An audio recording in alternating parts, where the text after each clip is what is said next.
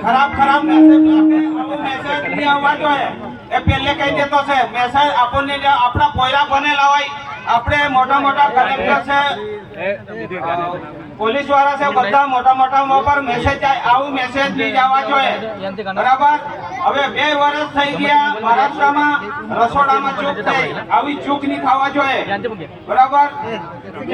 જે બે કાંઈ એમ તેમ હોય કે અમને કહેવાનું અમે કાંઈ બી પહોંચાડી શકો, પણ માણસ ભૂખે નહીં જવા જોઈએ. ગયા વર્ષ તલાસરીમાં માણસ અડધા ભૂખા ખાઈ ગયેલા, હવે ફાળો આપીએ તે માણસ જમા વગર નહીં જવા જોઈએ. એટલે આયોજન આપણે તે રીતે રાખવા જોઈએ. બધાને જ આપણે મદદ કરવાની, બધાને સારું રહેવાનું. એક વ્યક્તિ આવો છે કે આપણો વડવી પરિવારમાં ફંડ બનાવેલો હતો, તેમાં તેણે કીધું કે ખાલી 2% વ્યાજ હતો. અમે ફંડ બનાવેલો હતો ગુજરાત, મહારાષ્ટ્ર ને દાદરા નગરવેલીમાં. તે ફંડમાં અમે તે વ્યક્તિએ કીધું કે આ ફંડ બનાવવાનો તમારે શું જરૂર કયો વાપરવાનો, તને 2% કાંઈ ઓછા છે? આ લગ્નમાં વપરાય, ગમે તેમાં પૈસા વાપરી શકે. બરાબર. આમાં વડવી પરિવાર આપણે આડો પડી જાય. આ વડવી પરિવાર સારો કહેવાય કે ખરાબ કહેવાય? આવું નહીં થવા જોઈએ એમ. ને ખરાબ આમાં વડવી પરિવારનો મેસેજ લાગે, આવું મેસેજ નહીં લાગવા જોઈએ.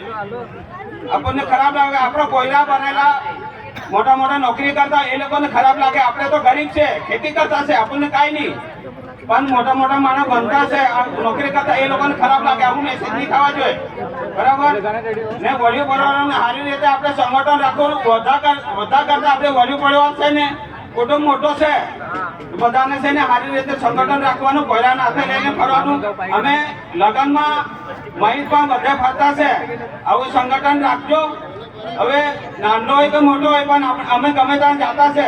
હવે આમંત્રણ મળે તમે જાય, એ હિસાબે સંગઠન આપણે રાખવાનું. હવે મામૂલી આપણે પત્રિકા છાપીએ મફતમાં લઈ શકાય, આનો બી 1 રૂપિયો લાગે જ. આનો બી પાલન કરવા પડે આપણને.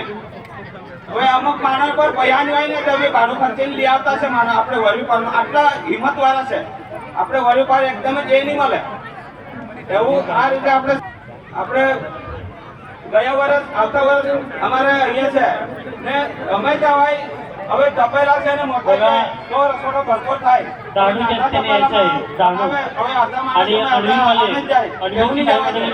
બરાબર. ધન્યવાદ. કાંઈ ભૂલ ખરાબ બોલ્યો હોય તો માફી માંગજો.